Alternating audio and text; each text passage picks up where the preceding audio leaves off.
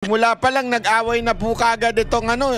Papakita ko natin na yung mga matitindit, may init at magre-react tayo. Ito, pasok.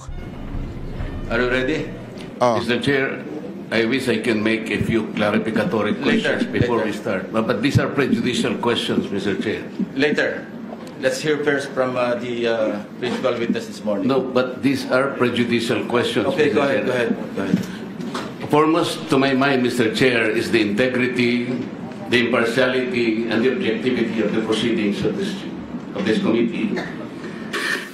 Mr. Chair, you were interviewed on Billionario Channel by Miss Pinky Webb. Basahin ko po, sabi niya, Senator Ping, para sa inyo, sino ba ang sabihin natin worth it or dapat na ikonsidera na state witness na ipasok man lang dito sa Witness Protection Program? And you responded, at this point between Diskaya and Bryce Hernandez, Mr. Chair, question is,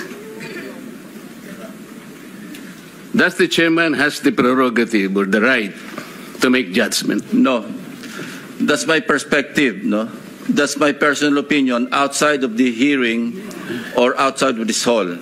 So don't question my opinion. I am not questioning your opinion, Mr. Chair, but you are the chairman of this committee. Anyway, let's proceed with the you are not interested in the prejudicial question that I am going to raise, Mr. Chair? Go ahead, you raise your Kaya nga sinasabi ko sa inyo an investigator, we are investigating. Away kagad tayo rito. Mr. Chair, we are in... Away tayo kasi tama yung sinasabi niya. Bakit ba hindi pwedeng magbigay ng opinion o unethical ang magbigay ng opinion si Lacson sa ibang programa? Bakit? Una-una, ikaw ang chairman ng Blue Ribbon.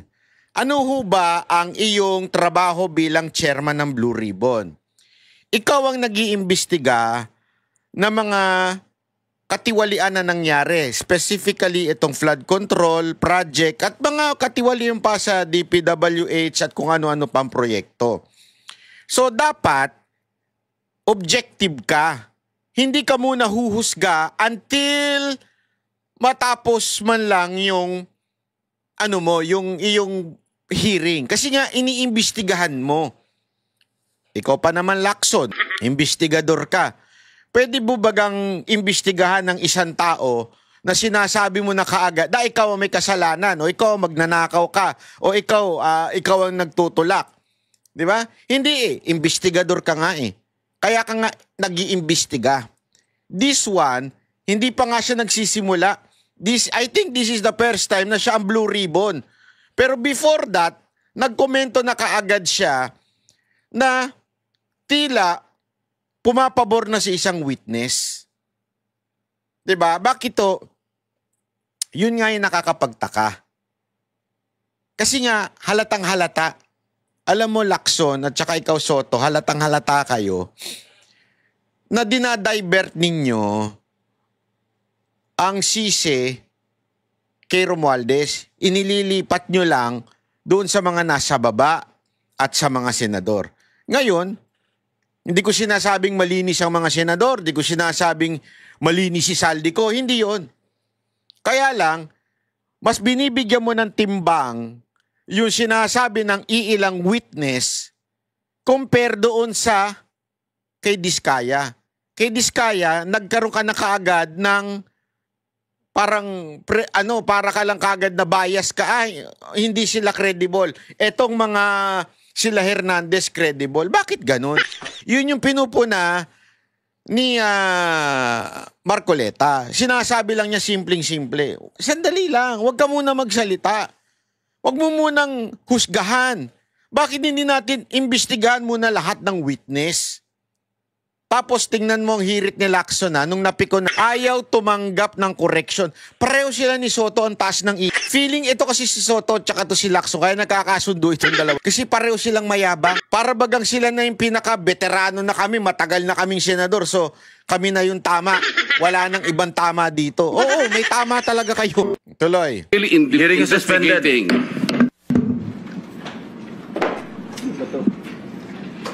Mr. Chair, nag-iimbestiga muna tayo. Ano ba point mo? The Ano ba point point is, an investigator cannot be judged at the same time. Do not judge. We are not judging. That's No, not ang importante rito is the objectivity, sinasabi ko. Yon. Are you trying to steal the show? No, no, Tingnan no, mo yung no. mga ano eh. I am raising... Alam mo, ang ganda ng mga hirit ni Marcoleta, pero yung hirit ni Lacson, condescending. Are you trying to steal the show? Bakit? Kaninong show ba yan? What are you saying you're trying to steal the show? Bakit? Is that your show? That is the show of the Senate, the entire Senate. Show mo yan? Ano kala mo dyan? Itbulaga? Judicial So question. you're I am, creating at trouble sinasabi ko, to prevent the proceeding? Mr. Chair, sinabi ko na sa iyo, the interest of this committee is the impartiality, the objectivity. Halatang hindi nakikinig sa ano eh, correction eh. Sana huwag kayong magbibigay ng opinion. Why did you choose, for example, Bryce over to this guy? That's my opinion. You cannot question my opinion. Outside of this hall, you cannot question my opinion. Hindi nga eh. Hindi pa pwedeng ganun, sir. Hindi pa pwede. Kasi chairman ka eh. Ikaw yung chair. Bumaba ka bilang Blue Ribbon, maging member ka lang. Walang problema. Pero bilang chairman, higher ano ka eh. Responsibility yan eh. Ibig sabihin, mas mataas dapat ang pagiging objective mo dyan. You also express your I opinion. am questioning your opinion because you are the chairman of this committee, Mr. Chair. What's your prediction? Ang mangyayari nito, so, mas credible si Bryce kaysa Diskaya. Bakit ganon? Hindi. Why are we trying to prejudge this? Hindi, Mr. President, we are still in the process of investigation. If we are in the process of investigation, Why are you then so we should not protective of judge. the Discayas? Why are you so protective? Hindi, alam mo, wag mong baliktarin. Kasi sinasabi na masyado daw protective si Marcoleta kay Diskaya. Hindi, ang tanong, why are you discrediting Diskaya? It's the other way around. Nung si Diskaya nagbanggit na Romualdez, parang sobrang siya pang masama. Dinidiscredit niyo yung tao. Pero itong sila Hernandez at saka ito si Alcantara, nagbanggit pero hindi umabot kay Romualdez, okay na okay sa inyo. Why are you protecting Romualdez? If your question to Marcoleta is why are you protecting the Diskaya, ikaw, Mr. Lacson, why are you protecting Romualdez? Sana nag-senador ako, no? Yari sa akin. I am not protecting them. Mabuti sinabi mo yan, Mr. Chair. Pwede ba nating i-record ito? Palagi niyong sinasabi, I am protective of the Discayan. When I was chairman of this committee, sinabi ko na sa inyo, the only remedy provided under the law is for them to apply if they qualify under the process of witness protection program. That's all what I did. Yo, Session is resumed. Sila. Session is resumed. Mr. Alcantara, you proceed.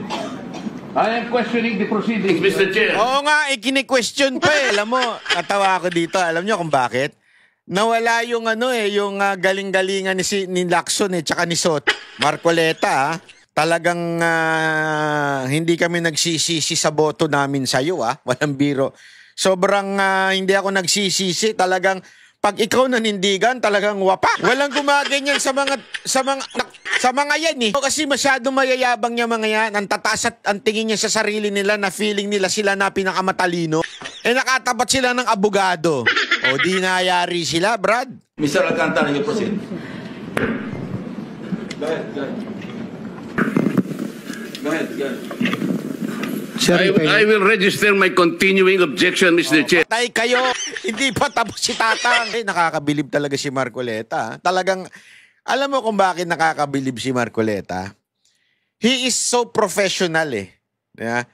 Kita mo yung pagiging condescending, pagiging bastos ni Lacson. Di ba? Are you trying to steal the show? Yun yung mga atake ng mga propagandis eh. Di ba?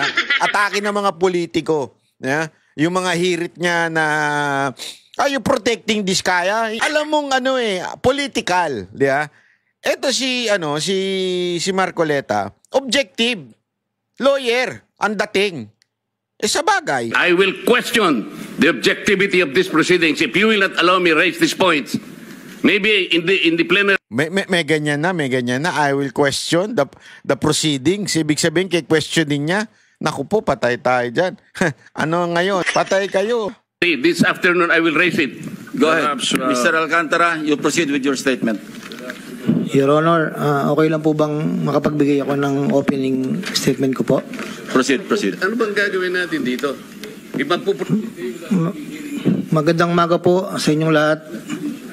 Tinatanggap ko po na ako po ay hindi nakasagot sa maraming tanong ng mga nakakaraang huling araw upang maproteksyonan ang institusyon na aking minahal sa loob ng 30 taon. Subalit, nitong mga nakang araw, ako po ay nakapag-isip-isip na tumulong na lamang po sa investigasyon na to para po sa bayan. Narito po ako sa harapan nyo ngayon upang tumulong ng buong puso abot ng aking makakaya upang makapagbigay linaw sa katanungan sa investigasyong ito. Naintindihan ko po na hindi lang mainit ang isyong aking kinakaharap sa kasalukuyan. Mararamin po ang galit sa aming mga kasama sa DPWH dahil sa mga nabanggit na mga sinasabing katiwala sa aming ahensya. Hindi ko na po titingnan to. Ito po'y galing sa puso ko. So ayan ha, mamaya natin tutuloy yan ha. Kasi alam mo, nung pinanonood ko ito, na ako, sabi ko, grabe din ng itong mga senador na